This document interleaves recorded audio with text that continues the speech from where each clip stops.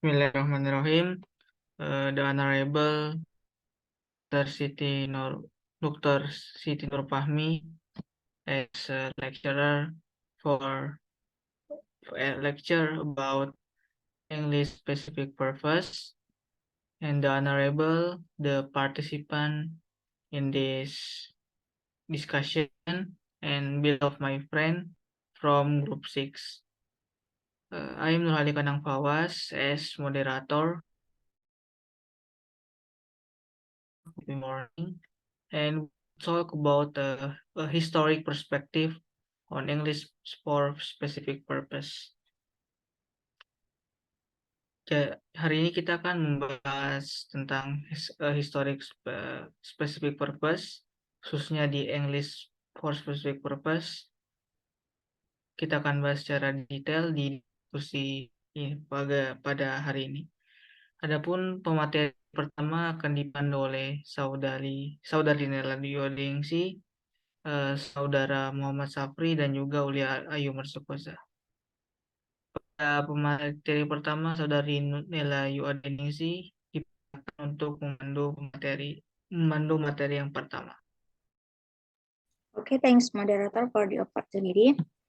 And here I will explain about introduction to ESP or English for Specific Purposes.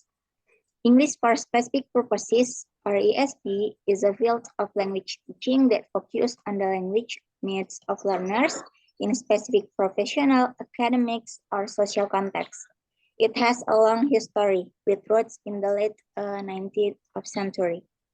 Jadi, English for Specific Purposes ini adalah bidang pengajaran bahasa yang berfokus pada kebutuhan bahasa pembelajar dalam konteks profesional, akademik, atau sosial tertentu.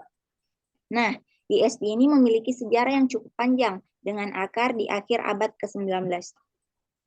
English for Specific Purposes has grown in popularity since the mid-20th century and today is a major field of language teaching in many countries around the world. Jadi English for Specific Purposes semakin populer sejak pertengahan abad ke-20 dan saat ini merupakan bidang utama pengajaran bahasa di banyak negara di seluruh dunia.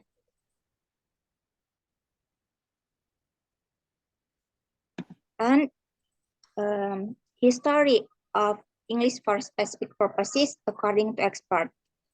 Nah, adapun sejarah English for Specific Purposes menurut salah satu ahli yakni according to Hutchinson and Waters 1987 trace the early origins of English for Specific Purposes to the end of Second World War. Jadi menurut Hutchinson dan Waters pada tahun 1987 menelusuri asal-usul bahasa Inggris untuk tujuan khusus sampai akhir Perang Dunia Kedua. In the new commerce-driven world, many saw the needs of learning English that has considered the accepted international language. Jadi di dunia baru yang digerakkan oleh perdagangan, banyak yang melihat bahwasanya perlunya pembelajaran bahasa Inggris yang dianggap sebagai bahasa internasional yang diterima atau diakui. Maybe that's all from me. Thank you. Okay, thank you, Sister Nella. So maybe you can next slide. So in this section will be held by Brother Safri. Brother Safri, time is yours. All right, thank you very much. I'll continue my early days of ESP. The early days of ESP are focused on teaching language for educational purposes, such as teaching English to migrants or teaching English to pilots and air traffic controllers in Europe. Jadi tujuannya itu untuk pekerjaan seperti mengajar bahasa Inggris pada imigran di Amerika Serikat waktu itu atau mengajar bahasa Inggris kepada pengawas lalu lintas udara di Eropa. The language needs of these learners were identified and the language teaching methodology was adapted to meet those needs.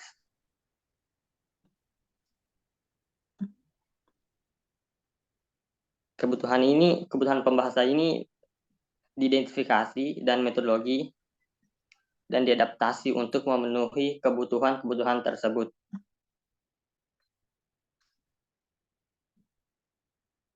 Can you move to the next slide? All right. Next, ESP in the 21st century.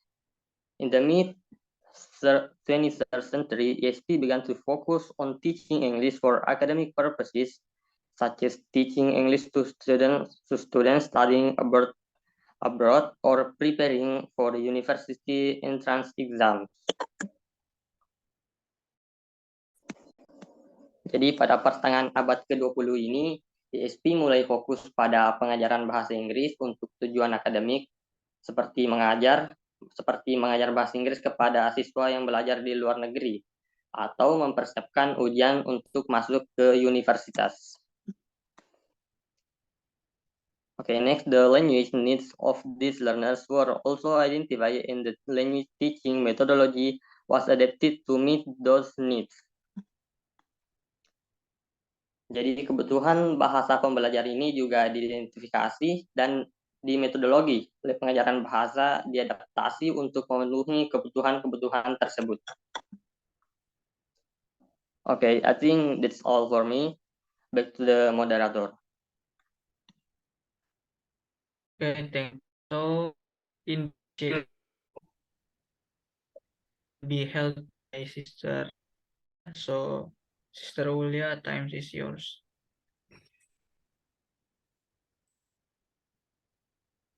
Thank you, moderator, for the opportunity. English for specific purpose in the 21st century. Today, English specific purpose has been major field of language teaching, focus on teaching English for a variety of purposes, such as teaching English for business, teaching English for medical purposes, and teaching English for legal purposes. English needs of this learner are identified, and the language teaching methodology is adapted to meet the needs. English specific for purposes telah menjadi bidang utama mengajar bahasa dengan fokus mengajar bahasa Inggris untuk berbagai tujuan, seperti mengajar bahasa Inggris untuk bisnis, mengajar bahasa Inggris untuk keperluan medis, dan mengajar bahasa Inggris untuk hukum.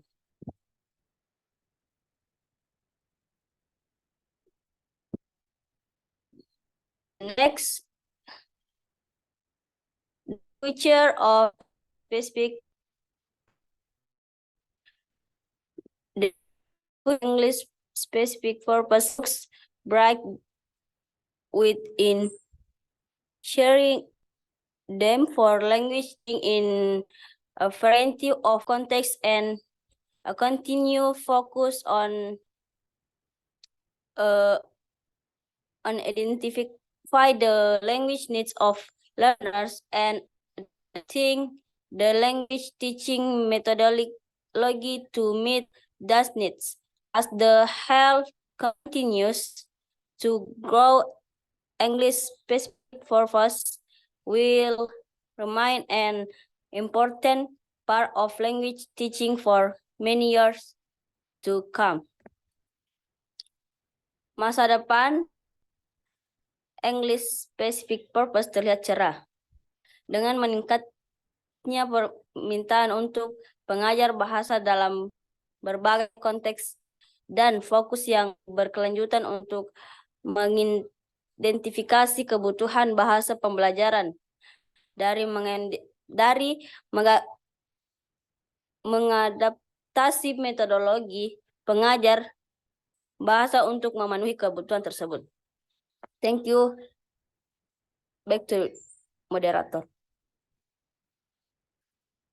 Okay, thank you for Sister Ulia. So finally, we go to conclusion in this discussion about English specific purpose. So English for specific purpose has a long its history, and it is an important field of language teaching in many countries around the world. It has evolved over time, adapting to the language needs of learners in different contexts. The future of English-specific purpose looks bright, and it will continue to be an important part of language teaching for many years to come. English Specific Purpose memiliki sejarah yang panjang dan juga cukup kaya dan merupakan bidang pengajaran bahasa yang penting di banyak negara seluruh dunia. Ia telah berkembang dari waktu ke waktu, beradaptasi dengan kebutuhan bahasa pembelajar dalam konteks yang berbeda. English Specific Purpose untuk guru, English Specific Purpose untuk bisnis, English Specific Purpose untuk di bidang kesehatan, sangat banyak cabang dari English Specific Purpose di masa depan. Selain itu, masa depan English Specific Purpose cukup cerah dan bisa dibilang sangat-sangat cerah dan akan terus menjadi bagian penting dari pengajaran-pengajaran bahasa selama bertahun-tahun yang akan mendatang. Itu dibuktikan dengan berbagai macam cara metode yang diadaptasi dari English Specific Purpose yang diaplikasikan ke banyak bidang seperti bidang kesehatan, di bidang ekonomi dan lain sebagainya. Oke, finally, saya Nurhali Kanang Fawas. I say thank you for your participant and speaker. I'm sorry if I have mistake because perfection belongs Allah Subhanahu wa Ta'ala. And then I say wabillahi taufiq wa hidayah. Assalamualaikum warahmatullahi wabarakatuh. Waalaikumsalam warahmatullahi wabarakatuh. Waalaikumsalam warahmatullahi wabarakatuh.